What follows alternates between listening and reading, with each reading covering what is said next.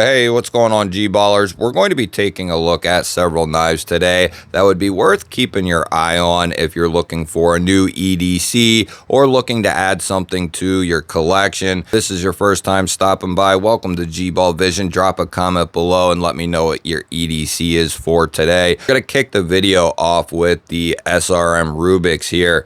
Now, I'll have links to all these knives in the description, and discount codes will be down there as well. This is going to come in right at $60. We do have discount codes for SRM's website. Now, we're looking at 8.1 inches overall with a 3.4 inch blade. So this is a great size. We're looking at 14C 28N steel. They do a great job with their 14C. We have a nice sharpening choil, so we'll get a good deal of edge out of this knife. We are looking at aluminum handles here. They do have micarta and G10 variations as well. Then we have a deep carry clip, and that is left-hand friendly. There's a lanyard hole. They really hit on all the places that you would want a knife company to hit on. And the action around the pivot is phenomenal. It's nice and smooth. The crossbar lock is done very well. Good spring strength in there. No complaints whatsoever in terms of the action. And then we do have the integral steel liner here, meaning this is one solid piece. It's going to make that handle much stronger than a two-piece system. And it's also going to be very comfortable because that's going to act like a full-length backspacer would. And that is completely closed off. And that keeps debris from getting in there as well. So having that full-length backspacer or that integral frame is a huge deal, in my opinion. SRM continues to knock it out of the park. Next up, we're taking a look at the off-grid knives Badger. Now, these are going to come in right around the $68 price point, and that is a phenomenal price tag for this knife. We're going to be looking at an OEM of Taiwan, so it is a completely different set of roles that this knife is following. So 14C 28N from Taiwan, it's going to be very good stuff. Think of Cold Steel, Spyderco, Demco. A lot of those knives are made in, or most of those knives are made in Taiwan. Off-grid is going to be the same way. Beautiful, straight, drop clip point style blade here. It does have a nice big belly and will allow you to really get up on the belly and have clearance with your hand. You still have a nice pokey tip. It is robust. It is a flipper only, and the flipper is done well. Good detent, good design on the flipper. Textured G10 handles, and the best deep carry clip in the game, in my opinion, is Off-Grid's standard deep carry clip, and it is also a tri-Torx there, so these clips are not going anywhere, and on top of that, it is recessed into the scale. So this is one of my favorite budget knives of the entire year, and it will make it to the end of the year as such at $68. There's not anything I think of that can beat this in terms of the quality of production and the materials. Next up, we have the Wixco knives Vortex, and these really made a splash earlier in 2025, and these are back in stock. I believe they have a full stock of all the different variations. These are going to range between $67 and $97, but there are discount codes out there on Amazon and the Wixco website. Like I said, I'll have all that stuff down below in the description. We're going to be looking at a black washed 14C 28N.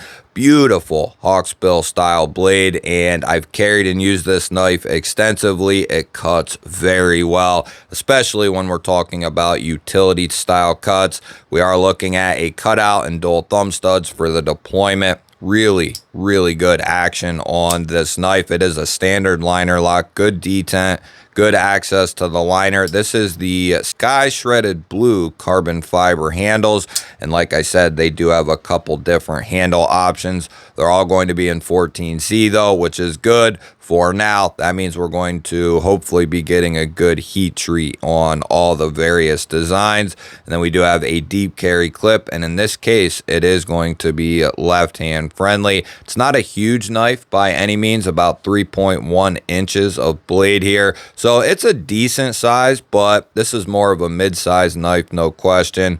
It does have a nice thin blade stock, and like I said, it cuts very well. Great job from Wixco and Feramonster. Another knife coming in that I believe has really been looked over, that is the AM8 Knives Cleesta here. This knife comes in under $50. It's like 46, 47 bucks, something like that. And this is a tremendous value, my family out there, ladies and gentlemen. This is a fantastic knife at a crazy good price. We are looking at 3¼ inches of 14C 28N blade steel, beautiful saber grind, drop point blade, flat into a chamfer, just an awesome looking blade shape. Then we do have dual thumb studs and a front flipper combo, and the detent is tuned beautifully. Very, very good. And the front flipper design, I wouldn't say it's perfect, but it is done very well. The height is great. The jimping could be a little finer, is about the only thing I could really nitpick, but considering this knife is under $50, not going to really bring that into the equation. We do have a liner lock here with good access and a chamfer, makes it comfortable, easy to get to, easy to disengage. I've carried this knife extensively, and I wish it was a little bit bigger than it is, but man, is it a good knife. We do have different colored G10 options out there. Very simple on the hardware, aesthetic, very clean looking. And then to top this knife off, considering and keeping in perspective, it's under 50 bucks. We're going to be getting a really nice milled titanium pocket clip here. So that is a tremendous value. The layout of this knife is great for a real user.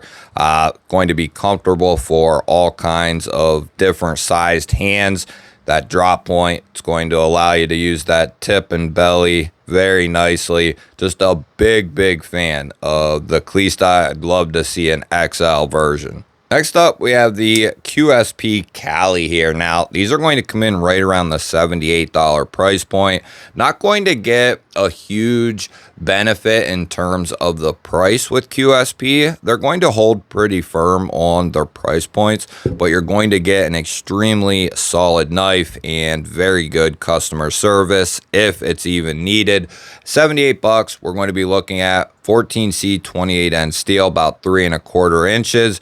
Straight clip point blade. It's got this cool swedge here and this dual grind going on, going up into, or that double grind.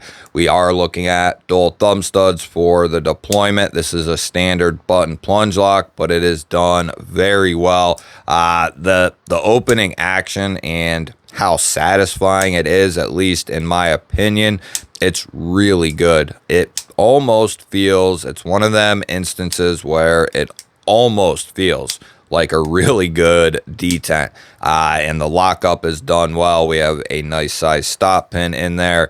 Very good in my opinion. If you like a button lock or a plunge lock, we have a full finger choil here and 3¼ inches of blade. That is going to be plenty to get the job done. Then we have textured aluminum handles over top of steel liners, a deep carry clip, and that is recessed into the scales, and it is going to be left hand friendly. Great job by QSP. They are one of my favorite knife companies. Now, some of you may or may not remember, but I picked up an Alton's a while back and I wanted to try them out, and I found out that they were an amazing company, and since then they've really exploded onto the knife scene, but this was before all of that, and this was one of the first knives I ever handled from Alton's. This is the G31 here. They're going to come in right around the $54 price point, and I fully believe that Kaiser or Vastid is the main OEM or OEMs for Alton's, which is a really good thing. So you can look at it as you're getting a product in essence from one of those companies. Now we are going to be looking at 3.3 inches of 14C 28N steel, drop point blade, and a nice black washed PVD coating. We have dual thumb studs for the deployment, a really nice sharpening choil. These do come in G10s and micartas and a wide range of different colors. I do like the red and black aesthetic of this one. Then we have really nice red G10 handles and back spacer, lanyard post back there in that back spacer, a deep carry clip. That's left-hand friendly, and that is a standard clip that you could exchange almost any standard top-bottom torque setup with this pocket clip, so that is good to know. Left-hand friendly. The crossbar lock is done very, very good. It is one of the best. It's one of the best crossbar locks out there that is not adjustable, okay? This is incredibly good action. Some of the best in the business. No doubt. I would put that up there and stake my name on it. This is some of the best crossbar lock action, which is why it leads me to Kaiser or Vastid, because those are two of the companies that have a stranglehold on the crossbar lock mechanism and really dialing it in. You'll have to let me know, what do you think of this Alton's G31 here? Now, I picked this knife up back in July of 2022. So we're talking almost, 3.5 years ago or so? Pretty close to 3.5 years ago. I love this knife, and I always have since the day that I received it. They're going to come in right around $53. The Migron Valona doesn't need any introduction, but just in case it does, that is the name of this knife, the Valona. And these are like $53. If you're someone who likes a larger folding knife, this is definitely going to be up your alley. We're looking at 4 inches of 14C 28N steel here. This is a beast of a pocket knife. It comes in at like 9.1. Regardless, it is a monster folder. We do have a fuller and a rear flipper, and the D10 is tuned perfectly on this knife. Another reason I fell in love with it. The action soon became exactly what you see right here, almost right out of the box. Fantastic detent, really good closing action. That was 3 years ago from Migron. Now we have really nice textured G10 handles here with a G10 backspacer and steel liners. Then to top this bad boy off, we have another milled titanium clip. AMA and Migron are sister companies, and that milled titanium clip is reversible for lefties. So an outstanding job right here from Migron. They also chamfer and jimp the liner. It protrudes nicely. You can easily get to it and disengage the blade. Lockup is nice and strong. The design of the flipper is spot on, and I'm sure they've even refined these. I'm sure they've refined these since then. And if you like something more mid-size, but you like this design, they have the Valona M out there as well. This is one we just need to talk about. This is a newer release, but it's a knife I've been carrying for, it's one of the knives I've been carrying for the last 2 weeks. You guys will soon see the one I've been primarily carrying here in a future video. But aside from that knife, this knife has been in my pocket, in my hand, nonstop for about the last 2 weeks. And this is the Tenable Fenrir. It is the new top liner lock edition. I look for Tenable and Concept to really put out a lot of different versions of the Fenrir and upcoming models with the top liner lock. Guarantee it that we're going to see old models coming back to life through the Tenable line with the top liner lock. I think they should do a premium version with it as well. But they do have VG10 Damascus blades and Nitro V, so they have both, whichever you want, more performance-based or more aesthetic-based, they're going to have it. This is a great blade shape. It's more of a harpoon drop point, and it does have a very tactical aesthetic to it, but man, does it work good in a utility setting. It pokes and pierces well. It slices well. There's not a ton of edge there. Don't get me wrong, there is plenty. I wouldn't mind if this was a little bit bigger. I think an XL Fenrir has been in store, or should have been in store long ago. In my opinion, an XL would just be absolutely incredible. But this one has the aluminum handles, of course, steel liners with the button compression lock, and that does have a true detent in there, so you will get very satisfying action out of this knife because the detents will be tuned properly. You can see I can just get a ton of leverage, huge wind up on those thumb studs just because the detent is tuned perfectly on this knife. Internals are great, you know, and you could add a aftermarket clip. It is surface mounted, standard deep carry clip, and it is reversible. That's a way for them to keep the price low. And speaking of the price, the standard aluminum versions are about $68 in the Nitro V. If you want something with the VG10 Damascus and aluminum like this here, these are about $90. And then they do have other variations that are going to be even below the $68 price point with like G10. So, and they have G-Mascus. Those are down in the, you know, $60 price point. So they have lots of different versions of the new top liner lock Fenrir, plus they have crossbar lock versions, and they have button plunge lock versions of the Fenrir. So there's no shortage of different ones. And if you want a premium one, they also have those as well. I'll have links to all of that stuff down in the description.